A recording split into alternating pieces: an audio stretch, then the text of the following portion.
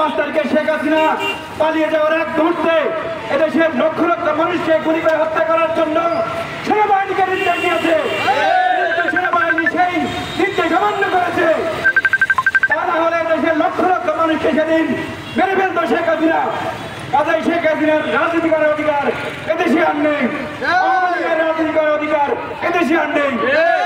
এবং লক্ষ্মীপুরে যারা মানুষকে হত্যা করেছে টিপু সহ তার সন্ত্রাসী বাহিনী, সেদিন রাত্রে সেনাবাহিনীর নেতৃত্বে 27 জনকে এখান থেকে উদ্ধার করা হয়েছে।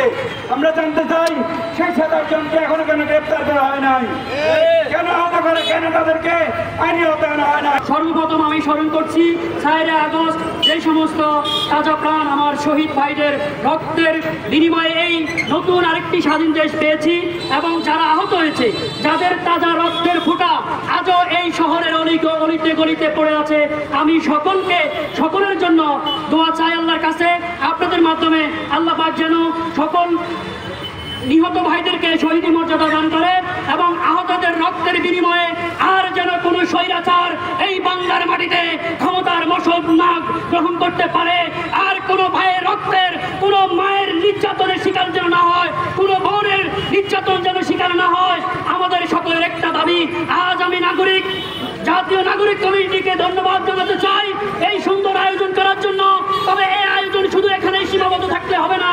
আমরা গতকাল, সাংবাদিক বন্ধুরা আপনারা অবগত হন, আমরা গতকাল বিভিন্ন রাজনৈতিক নেতাদের সাথে বৈঠক করেছি আমাদের এই প্রোগ্রামটাকে, এই ছোট্ট একটি প্রোগ্রামটাকে সাফল্যমণ্ডিত করার জন্য।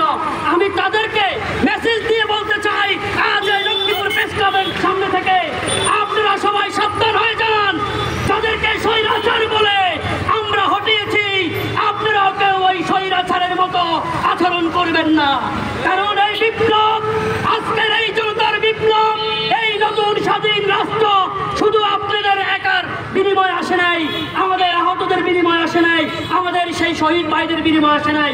সকল ছাত্র জনতার বিপ্লবের মাধ্যমেই আমরা একটি নতুন স্বাধীন রাষ্ট্র পেয়েছি। এই নতুন স্বাধীন রাষ্ট্রকে সবাই সংস্কার করার জন্য আপনারা যার যার জায়গা থেকে এগিয়ে আসবেন, আপনাদের প্রতি আমার বিনীত অনুরোধ রইল। প্রিয় ভাইরা, আপনারা অবগত আছেন এই খুনিরা আপনাদেরই আশেপাশে আছে।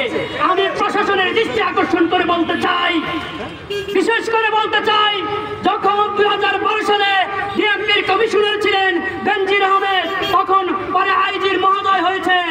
আমি দেখেছি তার চরিত্র, আর লক্ষ্মীপুরের এসপি ডিসিদের চরিত্রের কথা বলতে চাই না। আমরা রাজপথ থেকে উঠে এসেছি, আমরা রাজপথে, আমি একবার আহত হয়েছি, আমার দুঃখ নেই। আমি সবচেয়ে দুঃখিত হয়েছি যে গুলি খেয়ে আমার রক্তক্ষরণ হয়েছে, ওই রক্তের দাম আজও এই সমাজে পাওয়া যায় না। যারা নিহত হয়েছে, আমার সেই নিহত ভাইদের পরিবারের বোন, মা, তারা আজও নির্যাতিত হচ্ছে এই লক্ষ্মীপুর শহরে, সারা বাংলাদেশে। আমরা আপনাদের কাছে জবাব চাই, আপনাদের বিবেকের কাছে প্রশ্ন, আপনাদের বিবেকের কাছে জবাব চাই। আপনারা কিসের প্রশাসনের দায়িত্ব পালন করেন? আপনারা ভয়ে প্রশাসন জনগণকে নিরাপত্তা দিবেন, কই আমাদের উপরে তো লাঠিচার্জ করেছেন, আমাদের তো রিমান্ডে দিয়েছেন। এখন যে খুনিরা আপনাদের আশেপাশে ঘুরছে, তাদেরকে কেন গ্রেফতার করতে পারছেন না? আমি এই হাউস থেকে বলতে চাই, আগামী 7 কর্মদিবসের মধ্যে যদি তাদেরকে গ্রেফতার না করা হয়, তাহলে আমাদের কর্মসূচি আরো কঠিনতম কর্মসূচি দিতে আমরা বাধ্য থাকবো। সেই কর্মসূচিতে হয়তো বাংলাদেশের শুধু লক্ষ্মীপুর জেলা না, সকল ডিসি অফিস থেকে শুরু করে প্রশাসনিক সকল কর্ম আবারও আমরা ঘেরাও করতে বাধ্য হব। আপনাদেরকে মেসেজ দিলাম, সকল জনতা, রিক্সা, শ্রমিক, ভ্যান ভাইদেরকে আমি আজকে আদেশ করে গেলাম, আপনাদের প্রতি অনুরোধ করে গেলাম, আপনারা আমাদের সাথে ঐক্যমত পোষণ করে আপনাদের স্বাধীনতাকে পূর্ণ স্বাধীনতার মর্যাদা রূপান্তরিত করবেন।